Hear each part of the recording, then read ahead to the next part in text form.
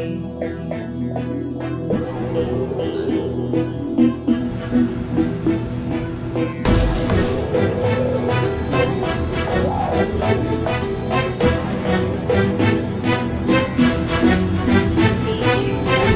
یک سیاح به تاجیکستان میآید. خیلی سیر و سیاحت میکند، بعد به وطنش برمیگردد و در این باره به دوستانش قصه میکند. یکی میگوید که گوش کن دوستم، تو به شویتزاری رفته بودی؟ میگوید نه. دیگر میگوید که آلمان رفته بودی؟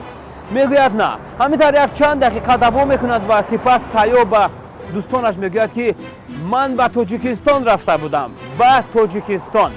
سلام عرض میکنم به کل تماشابینان شبکه سفینه. این برنامه سیر تاجیکستان است و این لحظه من شما رو برای سیر و سیاحت و یکی از ناحیه هایی که همچون منطقه توریستی و استراحتی شناخته شده است، یعنی ناحیه ورزاب، دعوت میکنم. شهرت زیاد کسب نمودن ورزاب از برکت آبهای صاف و زلال، هوای با بوی گل و گیاهای شفابخش آمیخته، منظره های دلکش، ارچه‌زاران سبزگون و سکوت قله های آسمان خراش پرفسون، صفای رودباران و خوانش مرغان خوش‌الهام، خصوصا صفای دریای شاداب ورزاب می باشد که از دامان قله های سربلند چون شیر نو دوشیده یا سیل نقره خام به سوی شهر دلارای دوشنبه جاری می گردد. این موضع را برای آن دره ورزاب گفتند که در ساحل آب ورز واقع شده است و نهایت ناحیه ورزاب هم از آن لحاظ این نام را گرفته است که در دو ساحل دریای ورزاب دامن پهن نموده است.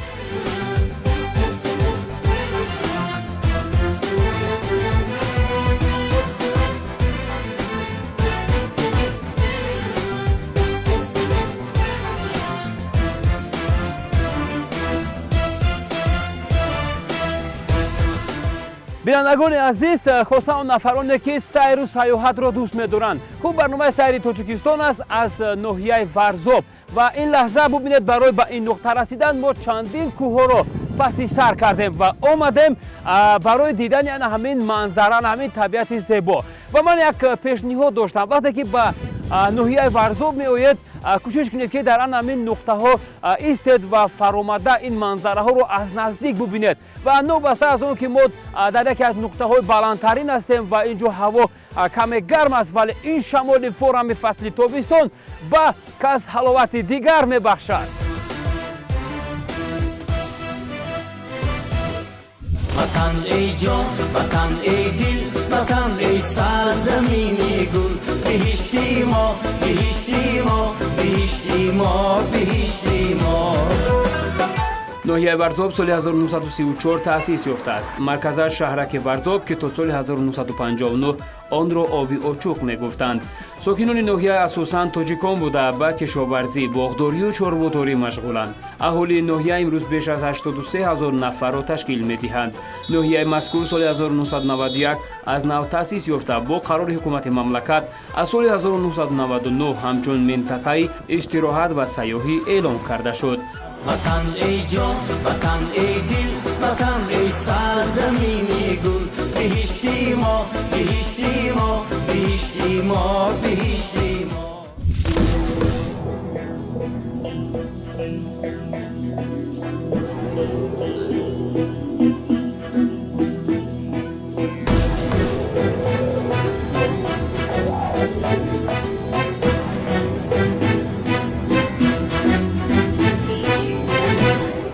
بینندگان عزیز، این حال ما در ناحیه ورزاب قرار داریم و سیر ما نیز ادامه دارد و طوری که میدونیم ناحیه ورزاب با همین آسایشگاه‌های خود در جهان معمول و مشهور است و این حال ما در یکی از آسایشگاه‌های استراحتی و طبابتی سراب قرار داریم و این آسایشگاه بیشتر با انمون داشتن آبی ردانی خیلی مشهور است و این آب نیز خصوصیت شفا بخشی دارد. خوب میرویم.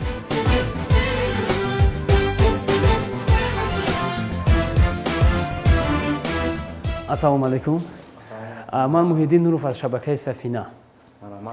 اومدیم تو در باره یعنی استراحتگاه طبابتی شما یعنی سراب یک کمی معلومات داشته باشیم، زیرا میگن که این مکان با انمون داشتن آبی ردانی خیلی مشهور است و این آب خصوصیت شفا بخشی دارد. در اینجا با همون آب شفا بخش ردانیش табобат мегиранд ва истироҳат мекунанд. یعنی که آب همون مشهوره که همه سیاحون و مثلا هم سیاحون داخلی هم سیاحون خارجی و اینجا میان برای تبابت در همین جا هستن. бале албатта ҳамин ҷо сарчашма яъне оби шифобахши хоҷа оби гарм оби радонӣ аз ҳамин ҷо мебарад ба ҳарорати қариб 96-97 дараҷа гармӣ дорад. خب همین تاریخ پیدایش همین آب چگونه است؟ таърихи пайдоиши ин об қариб 2 асрҳо пеш аст, қариб 200 сол пеш аз ин ҳамон ҳазрат хоҷа абуталаб ҳамаи сабабгор шудагӣ ҳамин об пайдо шудагӣ. کدام بیماران بیشتر میآیند به همین جا برای تبابت کردن؟ баъд касалиҳои буғумдард, мушакдард, касалиҳое ки хунукӣ доранд, баъд гардиши хуна бисёр нағз мекунад, баъд системаи асаб бисёр нағз дорад, касалиҳои танасули мардонаву занонада бисёр манфиат бахш. یعنی شفا بخش است. шифобахш аст. تشکر می‌رویم. марҳамат. ташрифи меҳмонҳои хориҷӣ ба мо хеле зиёд аст. аз он ҷумла дар фасли тобистон, зимистон бисёртар мебинанд. қариб ки аз давлати амрико, бразилия, италия, франсия аз ҳама ҷо ба мо ташриф мебиёранд.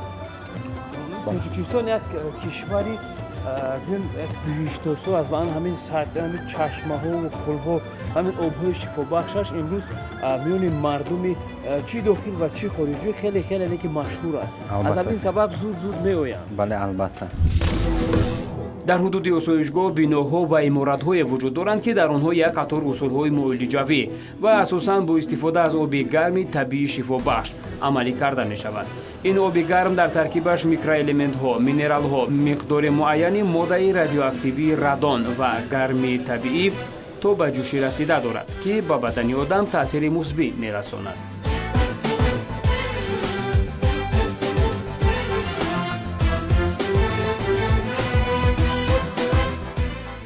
طی 3 روز است که در اینجا هم معالجه خود را هم استراحت خود را گذرانده ایستاده‌ایم. ما وقتی در اینجا آمدیم از اون که بار اول است نمیدونستیم که در اینجا چه خیلی است و این از 3 روز شده است که ما ثمره معالجه خود را استراحت خود را دیده ایستاده‌ایم. در اینجا که مثال هم فیزیوتراپی وجود دارد، هم آب‌های رادونی، مثال باز محض درمانی وجود دارد و دیگر نمودی درمان‌های وجود دارند.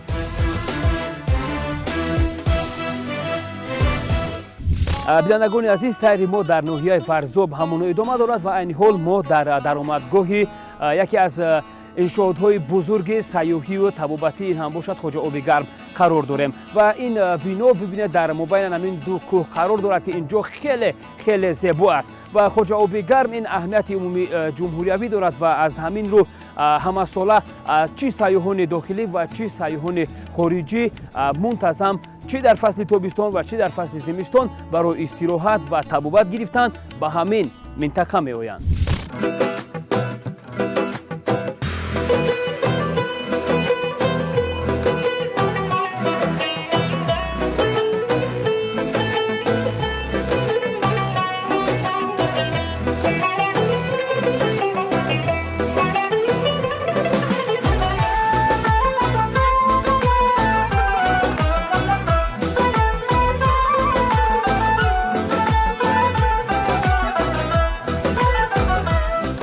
خواجه آب گرم یکی از بهترین آسایشگاه‌ها نه تنها در جمهوری بلکه در منطقه آسیای مرکزی و جهان است که میانی همین کوه‌های آسمانبوس جای گرفته است. موافق معلومات به دست رسیده همه ساله بهره در این آسایشگاه استراحت و طبابت گرفتن نزدیک 10-12 هزار طبابت گیرندگان از کشورهای دور و نزدیک میآیند. طبابت‌های ما در اینجا از بوق سر شده، آبای радонӣ ки 7-8 намуд ҳастанд. баъд аз он мебиёяд табобатҳои барои дарди сар, дарди почаи буғумҳо, дардҳои стун муҳра, кашишҳои стун муҳра дорем. зиёда аз 26-27 табобатҳо дорем ки дар даруни ин табобатгоҳ медоранд. то 10-12 ҳазор одам мебиёянд, ҳар сола мебиёянд. бо рӯзоиш мисол моҳиш ҳаст ки таътили тобистонаи мисол маълимаҳо отпускҳошон доранд, инҷа вақташон бисёр мешавад.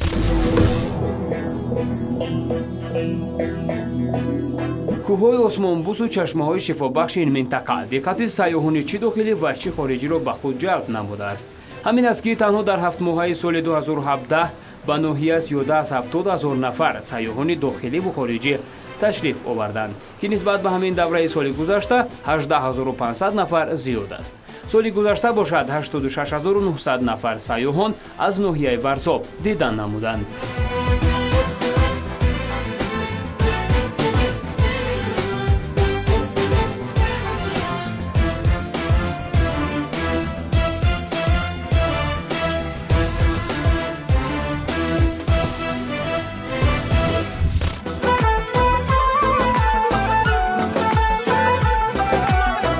بعد از اون که این منظره ها رو تماشا کردیم آهسته آهسته با گروه جدی برنامه آمدیم به تماشای استراحتگاه گلی میده.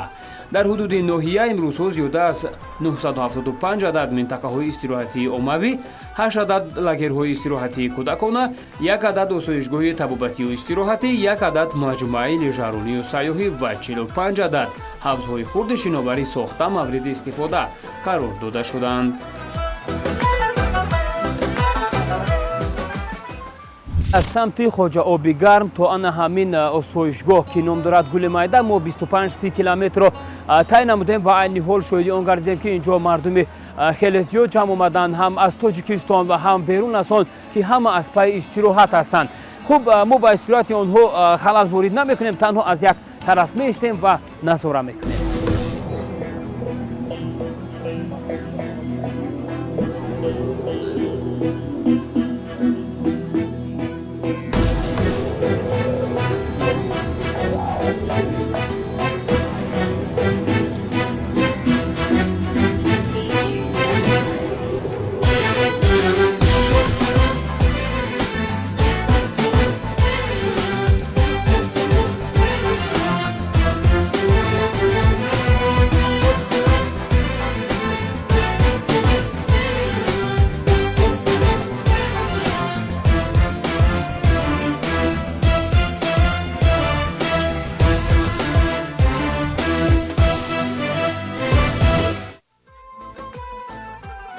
این استراحتگاه یکی از دیگرش خیلی زیبا است. اینجا در لب دریای ورزاب استراحتگاه دیگری با نام دیار فعالیت میکند.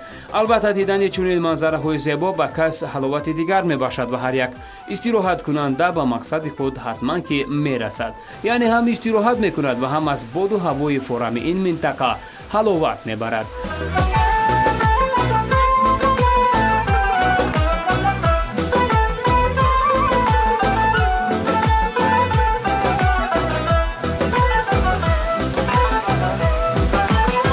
طوری که هم صحبت ما دلاور نظر ابراز نمود، این استراحتگاه اصلا با خوراک‌های ملی و اروپاییش میان سیاحان مشهور است.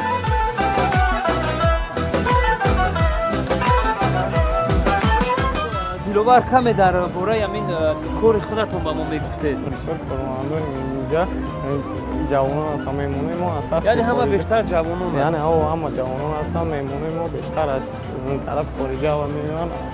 آنها از ما درخواست میکنن که ما با آنها خوراکای اروپایی نه، خوراکای ملی خودمون رو طلب میکنن. ملی خودمون رو وای میگن طلب میکنن. پیشنهاد میکنید؟ پیشنهاد میکنیم، وای میکنن، میگن خیلی بامزه. یعنی در مقایسه با خوراکای اروپایی همون خودشون، یعنی اونها بیشتر خوراکای ملی ما رو دوست می‌دارن. وطن ای جان، وطن ای دل، وطن ای سرزمینی گل، بهشتی ما، بهشتی ما، بهشتی ما، بهشتی ما.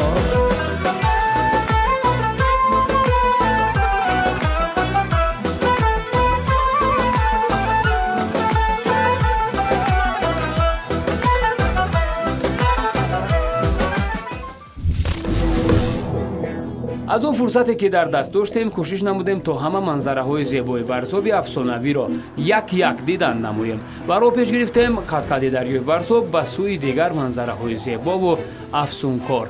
اینجا باز یک منظره هست که برای به آنجا رسیدن و آن زیبایی را دیدن انا این زینه ها را باید طی نمود. من هم شروع نمودم و در نظرم برآمدن این زینه ها مثل دیواری بزرگ چینی بود.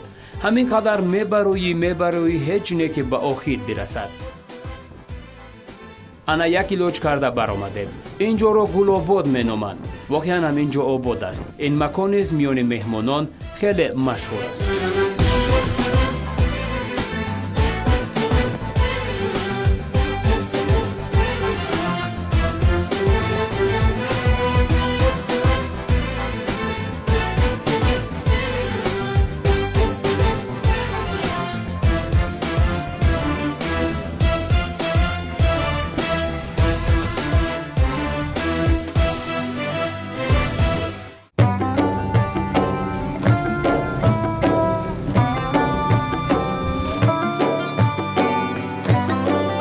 дар баробари мавзеъҳои истироҳатӣ, табобатӣ, ҳамчунин ноҳияи Варзо бо мавзеъҳои таърихияш машҳур аст. Ин маконро чашмаи Зимчуруд меноманд. аз миёни ин кӯҳҳо чашмае ҷорӣ мешавад ки таърихи беш аз 2 асра дорад. ин чинорҳои кӯҳан бошанд бо бузургӣ ва ҳашамати худ ин ҷоро зеботар кардаанд. ин чашма чанд деҳаро бо оби ошомиданӣ таъмин мекунад.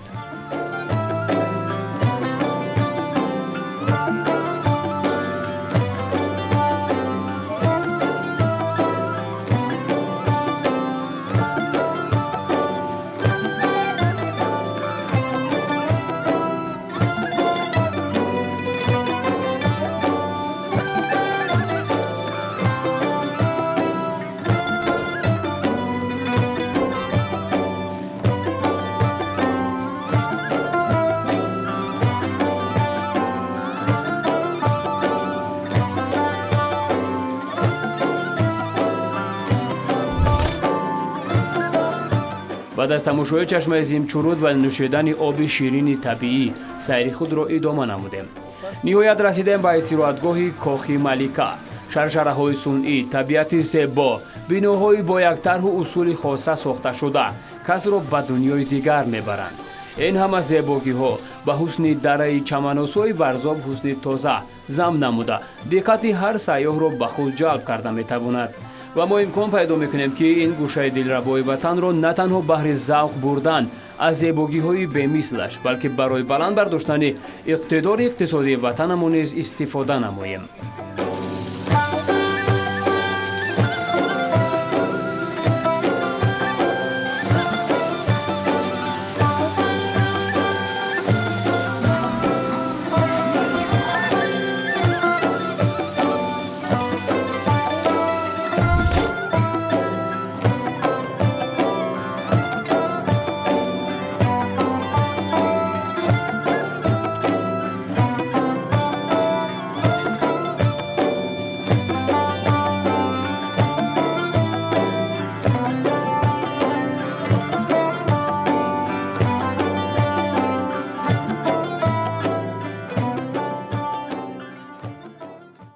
وطن ای جان، وطن ای دل، وطن ای سرزمینی گل.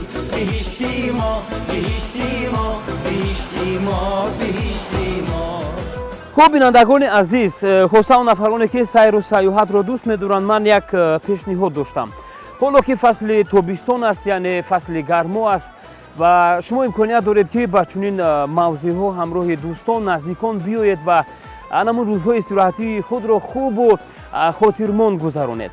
ва ман кӯшиш мекунам ки дар барномаҳои навбатӣ шуморо боз ба минтақаҳои дигар, хуб ба шаҳрҳо ва ноҳияҳои дигар бо худ ҳатман ки бигирам. вале назар бошад, ман бо шумо хайрухуш мекунам. то дидори навбатӣ, сарбаланду муваффақ бошед ва бо шабакаи мо бинед.